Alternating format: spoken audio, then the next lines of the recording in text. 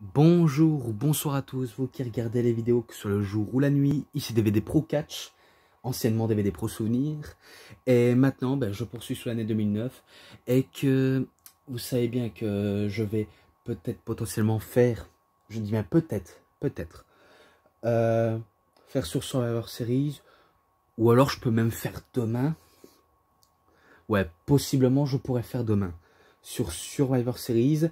Et un pay-per-view de l'année 2005 et pay-per-view de l'année 2006 et les deux mondes catch si vous préférez. Peut-être que je les ferai tous les deux en même temps pour les mondes catch, mais ça on verra bien. Donc tout d'abord, on va dire que je vais vite vous le montrer sans trop vous faire tarder. Extreme Rules 2009 avec Rey Mysterio en cover, bien sûr vous le saviez déjà. Et qu'il a les initiales des catcheurs. Là, je vois qu'il y a un tissu de Kane, MVP, Triple H, Edge, j'ai reconnu, Shawn Michaels, Finlay, Chris Jericho. Et après, tout le reste de masque, c'est Rey Mysterio. Donc, sympa cette cover, vraiment sympa. J'ai pas la liste des matchs non plus. Et ces DVD-là sont en français. Heureusement. Et voilà les affrontements. Big Show Cena, Edge Hardy, Batista Orton. Tout d'abord, je vais commencer par l'interview. Parce qu'il n'y a qu'un seul interview en bonus. Donc c'est Chris Jericho qui savoure sa victoire. En disant que certes, il a récupéré le titre intercontinental. Et qu'il est le seul et unique à avoir été 9 fois champion intercontinental de l'histoire. Et mieux encore, il a dérobé le masque de Rey Mysterio. Et du coup, il utilise ce masque comme un trophée. Vraiment comme un trophée. Et il en est fier. Donc rien de spécial pour cette promo. Mais je passe directement à la suite des matchs. Allez. Voilà. Mickie James et Kelly contre Beth Phoenix et Rosa Mendes. Donc c'est le, on va dire c'est le lever de rideau, le kick-off. On peut appeler ça comme ça. Donc c'est pas la carte principale, mais vous avez au moins compris. Entre Mickie James et Kelly face à Beth Phoenix et Rosa Mendes, c'est pas forcément du très dingue, mais c'est victoire des Faces, Mickie James et Kelly. Rien de spécial à vous dire, si ce n'est que c'est victoire des Faces. 3,20, voilà. Ensuite, Kofi Kingston contre MVP et contre William Regal contre Matt Hardy. Donc un match à 4. Ouais, donc c'est pour le titre des États-Unis, justement. Et qu'il y a des prétendants parfaits pour devenir champion des États-Unis. Par exemple, Matt Hardy l'a déjà été. William Regal, je ne sais pas s'il a déjà été. Je ne pense pas qu'il a déjà été. MVP, c'est sûr qu'il a déjà été. Et Kofi Kingston, c'est sûr qu'il a déjà été. Et qui représentait très bien le titre. Et honnêtement, vraiment honnêtement, aucun va réussir à battre Kofi Kingston. Vraiment aucun. Car Kofi Kingston va réussir à battre, je sais pas qui va le battre, peut-être William Regal. C'est fort possible que William Regal peut être une fraude parmi la plupart des catcheurs, même si c'est un expérimenté et qu'il faut pas non plus trop le sous-estimer. Donc peut-être que c'est victoire de Kofi Kingston. Attendez, peut-être. Non, victoire de Kofi Kingston. Ça veut dire qu'il conserve son titre. Et ce match-là, il était pas mal pour commencer la soirée. Allez, je mets 3,40. Voilà. Je peux changer la donne. Ensuite, où est-ce que je suis? Ah ben là. Match, aucune prise interdite pour le championnat intercontinental. Chris Jericho contre Rey Mysterio, qui était le champion intercontinental. Tout d'abord, il avait la musique de Chris Jericho qui démarre. Et que Jericho n'arrive pas. Donc on se dit, mais où est-ce qu'il peut bien être? Où est-ce qu'il est? Eh ben, il était, on va dire, dans les gradins. Et il avait un micro en main. Il fait son petit speech où il insulte les fans, où il insulte les fans de Rey Mysterio, il insulte Rey Mysterio même. Et j'aime bien quand on essaie de le toucher, eh ben, il dit "No touch me, ne me touchez pas." Alors qu'il y en a qui lui touchent le dos, il y en a qui lui touchent les bras, il y en a qui lui touchent les pecs, mais ça, il n'aime pas qu'on lui touche parce qu'en gros, il est dans son personnage et qu'il continue à traiter les gens d'hypocrites et qu'il y en a un qui lui a encore touché en disant "Si tu me touches encore une fois, allez, si tu me touches encore une fois, c'est sûr, je te fous une droite." Après, "Ne me touchez pas." Et un coup qu'il a fini de dire ces fameux propos, la musique de Mysterio démarre, il donne un masque dans le public, parce que, oui, il donne, on va dire, une partie du masque qu'il a l'habitude de faire son entrée, qui était ultra à la mode pour l'époque. Aujourd'hui, c'est sûr que Rey Mysterio, il a un peu perdu sa superbe, on va pas se le cacher, vu comment il est moins aussi stylé, enfin, il a toujours du style, mais il a moins du style qu'à l'époque, et c'est sûr que l'époque, c'était spécial pour Rey Mysterio, vu comment c'était avec Jeff Hardy, l'une des deux coqueluches de la génération NT1, Catch Attack, si vous voulez. Et après, moi, je fais un petit peu partie de la puissance catch, où la plupart des modes, c'est sûr, j'en ai traversé des modes pour voir. Et non, ce n'est pas par des vidéos comme ça.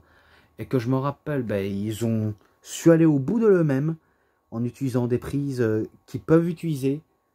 Il y a Jericho qui a fait un genre de tire-bouchon suédois, en genre de torturac. Et ce n'est pas le balançant en le balançant, hein, c'est juste, il le prend sous ses épaules et il brise les côtes et la colonne vertébrale. Mais que Jericho, ben, il n'a pas réussi son coup et que Rey Mysterio, il tient encore le coup. Car pour lui, il en faut plus pour le détruire. Et que je me rappelle... Allez, je passe au moment final. Vraiment au moment final. Je me rappelle que Jericho, il était ben, sous la deuxième corde. Donc il était en position du 619. De se le prendre, le 619. Eh ben, je me rappelle au moment où Jericho... il fait son 619, et ben Chris Jericho lui arrache le masque, et il lui a fait un petit paquet, et il remporte le match, et il remporte le titre. Et il part avec lui le masque de Rey Mysterio. Du génie. Là, c'est sûr, il n'y a pas à dire, ça c'est vraiment des tactiques de heal par excellence. Et du coup, ce match-là en description, justement. Alors, ensuite, match de ceinture samoane. Ouais, donc en gros, c'est une ceinture normale, mais ils ont baptisé The Single Samoan entre CM Punk et Umaga. Et qu'il avait changé sa musique d'entrée. Et que CM Punk, ben, il était encore Monsieur Money in the Bank. Et qu'à la fin, vous allez le voir avec CM Punk. Je vous dis quelque chose, mais je ne vais pas vous en dire plus. Donc, il y avait partie vert pour CM Punk, partie rouge pour Umaga. Donc, en gros, il faut toucher les coins de ring. Mais sauf qu'il n'y a pas, on va dire, des petits... vous voyez, des petites lumières rouges et vertes. Donc, c'est un petit peu dur à savoir tout ça. Mais je me rappelle que Umaga a voulu essayer de brutaliser CM Punk. Mais CM Punk, il se débat comme un beau diable. Et que ça lui fait pas peur d'avoir en face un bulldozer samoan.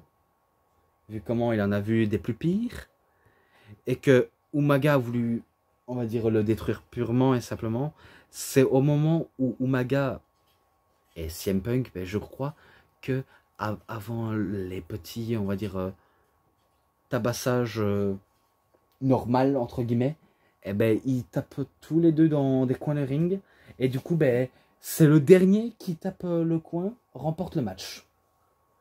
Et finalement, il y en a qui pensaient que c'était Umaga, et finalement, c'était CM Punk qui tape le dernier coin, et c'est victoire de ce dernier.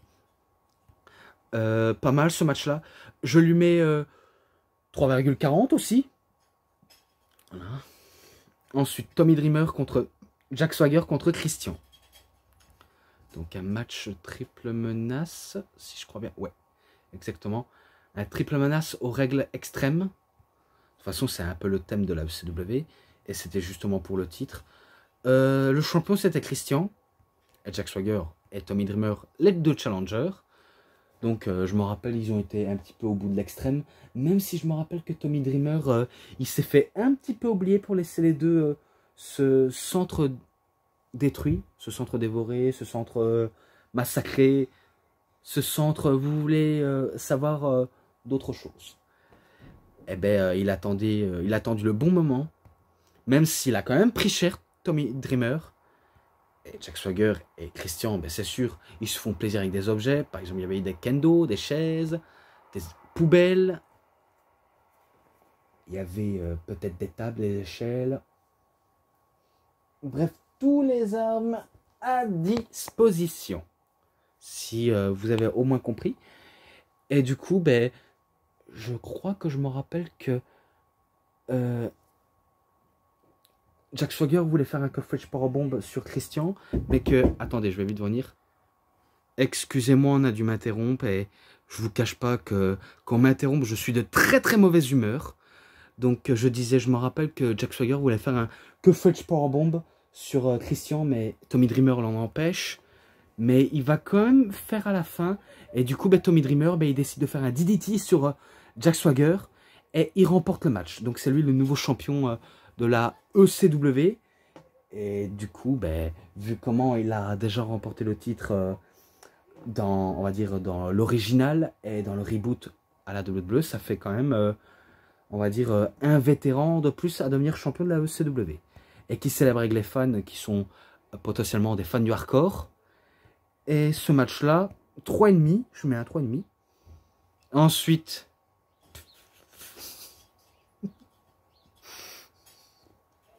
le match le plus merdique et le plus con que j'ai vu.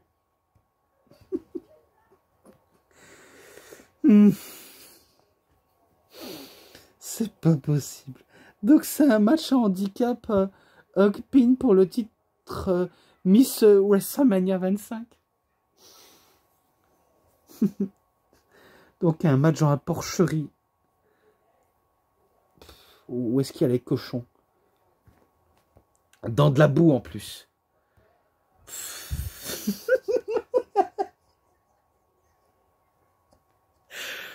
Oh putain de merde. Qu'est-ce que c'est que cette merdier? Quand j'ai vu ça hier, je me suis explosé de rire. Tout d'abord, ben, il y a une histoire avec Santino qui se déguise en Santina, donc c'est son alter ego version féminin. Et ben, il commence à faire un bruitage de cochon. Ou de truie, je crois. Vu comment il comparait Vicky Guerrero à une truie. Bref, c'est pas forcément du bon quand même. Et que je comprends pourquoi je me moque. Oh.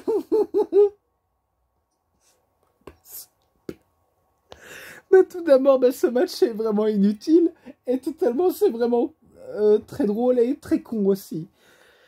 Donc je sais bien que Jerry Lawler, il présente le match, même s'il était outré d'être dans la boue, mais heureusement qu'il a mis des bottes exprès pour la pluie, pour entrer dans l'enclos pour cochon. Même l'arbitre, il avait une combinaison. On dirait qu'il avait une combinaison de jardinier. Tout en gardant son maillot. Oh putain. C'est vraiment très con. Et que la championne Miss WrestleMania 25, c'était Vicky Guerrero. Et du coup, elle décide que elle et Chavo rentrent dans l'enclos. Donc c'est un match handicap. Putain. Je me rappelle que Chavo Guerrero lui a lancé de la boue sur Sampima. C'est pas possible que ça se passe dans la boue. Oh putain. si jamais vous avez un pote, enfin, si jamais vous êtes fan de catch et que vous montrez ça à un pote qui s'attend à de la technique, de l'agilité, de la destruction, de la violence, et que vous tombez sur ça, ouais, vraiment ça, là c'est sûr, il va dire, c'est ça du catch? Qu'est-ce que c'est que cette merde? J'ai dit, attends, t'as pas encore vu, il y a d'autres matchs. Donc, on sait pas quoi trop expliquer. Et du coup, c'est vrai que c'est pas forcément du très positif pour le catch. Donc, cela où, à la dernière minute, ben, Vicky Guerrero, elle vient. Et par contre, c'est sûr, elle n'a pas trouvé la bonne équipement pour aller dans la boue. Hein. Vu comment elle était en robe jaune. Tandis que Chavo, lui, il était en chaussettes, en pantalon de costume et en chemise. Tandis que Santina, une chaussure rose, un vêtement punk aussi. Pas vêtement de CM Punk, mais on va dire vêtement, on va dire, vous voyez, on va dire un ensemble en filet, je sais pas comment ça peut s'appeler, mais vous avez au moins compris. Et ben c'est là où Chavo, ben, il a trouvé de la bouffe pour cochon. Et il pensait viser Santina, ou Santino si vous préférez, et ben il balance sur sa tente par alliance. Et Santino il prend la bouffe pour cochon, il le met dans la gueule de...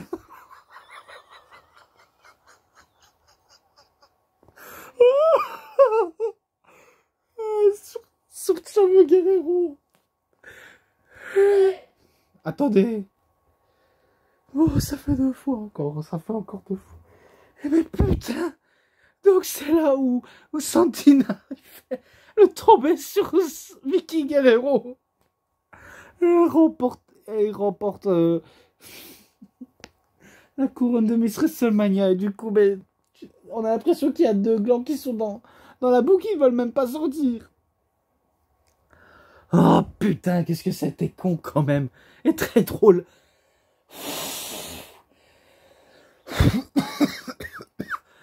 Et voilà, à cause de tout ça.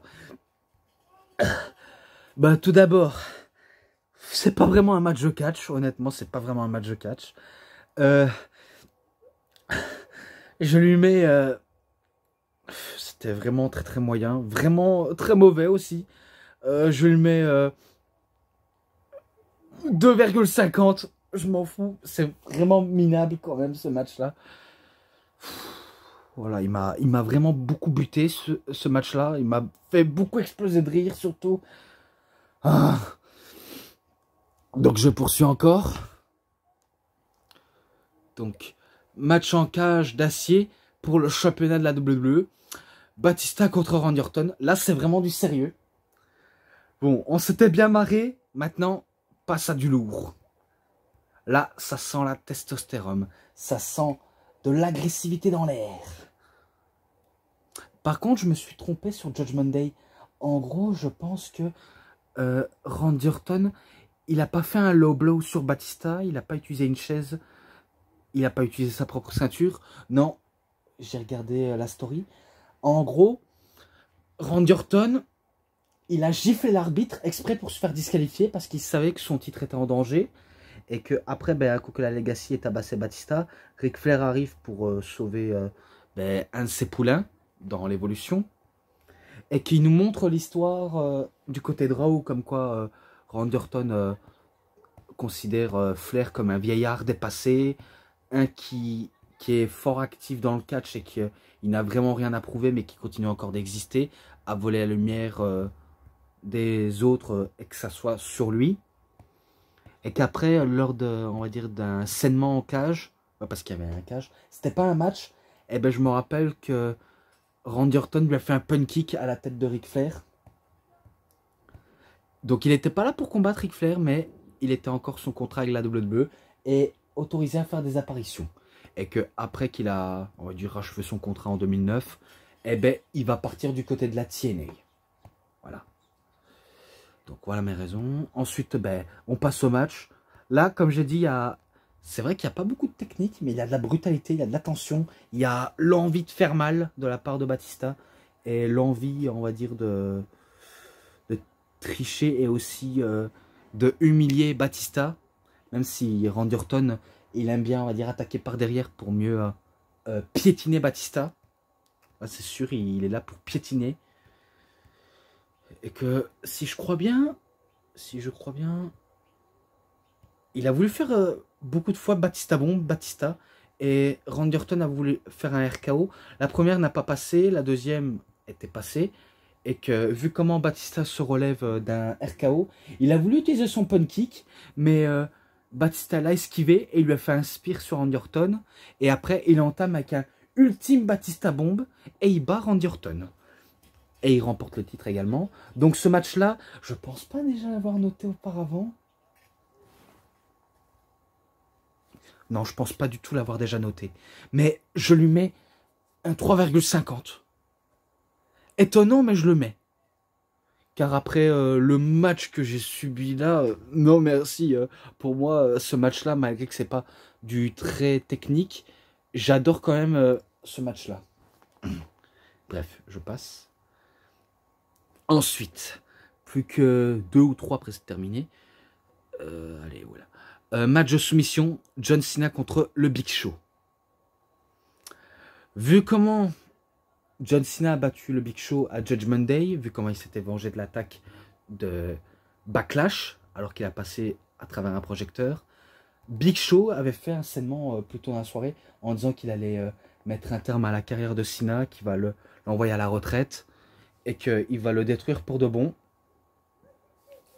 Ouais, plutôt ôter la vie surtout. Mais que Batista... Enfin, Batista... Et que John Cena, pardon, et pas Batista, parce que Batista, il venait de combattre. Et que John Cena, il sait bien qu'il ne va pas se laisser faire face au Big Show, car c'est vrai que les soumissions, John Cena, il n'en a pas beaucoup des soumissions dans son arsenal, mais c'est un spécialiste du STF. Et en plus, cette prise rendue célèbre au Japon par Masahiro Chono, pour ceux qui ne savaient pas qui est, on va dire, ce catcheur, c'est normal, c'est un catcheur japonais qui a un genre de look façon Yakuza. Certes, il n'a pas les tatouages, mais il a la veste noire, les lunettes noires, la coupe qui va avec, c'est sûr. On dirait un Yakuza, Masahiro Chono. Mais c'est lui qui l'a popularisé la prise de soumission avant John Cena. Et que John Cena l'a peut-être pris parce que c'était facile. Et que la plupart, c'est vrai que c'est pas un spécialiste des soumissions. C'est pas non plus un grand technicien, mais c'est un spécialiste de la puissance, de la bagarre. Et que c'est rare qu'il nous utilise un petit peu de technique. Donc vous avez au moins compris. Et que le Big Show, ben, lui, il a le camel clutch modifié. Ouais, vu comment il écrase de tout son poids sur la colonne vertébrale. Et qu'il avait étranglé John Cena suite à cette prise. Et que cette fois-ci, est-ce qu'il peut le refaire? Alors là, c'est sûr, ce sera avec un abandon ou peut-être en perdant connaissance qu'on gagne le match. Donc le Big Show, ben, il s'était amusé à matraquer Cena, vu comment il tient toutes ses promesses pour mettre John Cena à l'hôpital, entre guillemets, voilà. Et ben finalement, après un long série de combats, je me rappelle que le Big Show avait fait un choc slam, il a voulu lui mettre un KO punch, mais John Cena, comme à Judgment Day, ben, il lui fait un attitude adjustment, et après, il a eu l'idée de génie.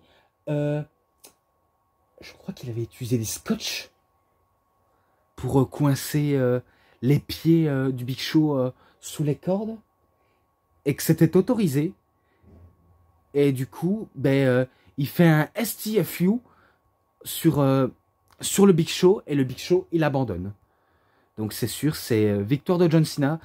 Ce match-là, il était quand même un peu mieux que Judgment Day, mais ça va encore. Ce match-là, allez, 3,40. Je mets à 3,40. Et maintenant, le main event. C'est le main event. Jeff Hardy contre Edge dans un match de TLC. Ah non, match de l'échelle. Vu comment il nous avait teasé des tables et des chaises. Ouais, j'ai cru que c'était ça, mais c'est pas grave. C'est un match de l'échelle, autant pour moi. Et que le champion, c'était évidemment Edge. C'est un habitué des titres du monde poids lourd. Et que Jeff Hardy, il compte le devenir. Très dingue. Ce match était dingue.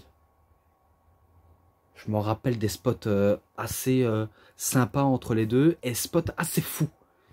Et que Edge au niveau du dos, il était meurtri à cause qu'il est passé à travers des échelles. Et Jeff Hardy, c'était vraiment une vraie tête brûlée hein, quand il s'agit d'échelles. Donc il n'y a pas à dire, il connaît le goût du risque. Et que je me rappelle qu'ils ont tous les deux été passés à travers une échelle. Ils ont voulu faire un remake de WrestleMania 17 où Edge tentait de faire un spear, mais finalement Jeff Hardy il contre le spear en faisant on va dire un genre de twist of fate, mais c'est plus un RKO plus qu'un twist of fate. Donc au moins vous avez au moins compris, donc c'était plus un RKO qu'un twist of fate, même s'il a voulu faire à travers enfin par-dessus la barrière, donc il avait fait ça. Et attendez, si je me trompe pas, ils avaient pris une grande échelle et que un coup qu'ils se sont fait trop démolir Edge et Jeff Hardy. Edge était en tête pour attraper le titre, Jeff Hardy également, mais il lui met un doigt dans les yeux, Edge sur les yeux de Jeff Hardy. Et Jeff Hardy il a eu l'idée de génie. Il chope les pieds de Edge et du coup ben, Edge ben, il se retrouve coincé entre les barreaux des échelles. Donc en gros il a été crucifié par Jeff Hardy et Jeff Hardy il a tout donné pour avancer directement dans l'échelle et il arrache le titre comme si c'était sa dernière chance. Donc sous les yeux de Edge, et là c'est sûr il remporte ce match. Je sais pas si ce match-là, il est présent dans le coffret de Twist of Fate. Il me semble pas. Non. Ah, parce que il y a des matchs que j'ai déjà notés, mais que je n'en sais plus. Mais ce n'est pas grave, je vais quand même noter. Je lui mets un 3,70, ce match-là. Putain, il était énorme, ce match-là. Et après, ben, Jeff Hardy, ben, il peut célébrer son match jusqu'à ce que la musique de Monsieur Money in the Bank fait son apparition. Et Monsieur Money in the Bank, vous savez bien qui c'est, CM Punk. Il était là pour cacher sa mallette, alors que Jeff Hardy était totalement épuisé, il était détruit, il était meurtri. Et du coup, ben, CM Punk met en jeu sa mallette. L'arbitre officialise le cash-in. Et CM Punk ne perd pas de temps. Il fait un go to sleep sur Jeff Hardy, mais Jeff Hardy relève son épaule. Après, ben, dernière force de désespoir pour Jeff Hardy. Et ben, il fait un petit paquet, mais il n'arrive pas.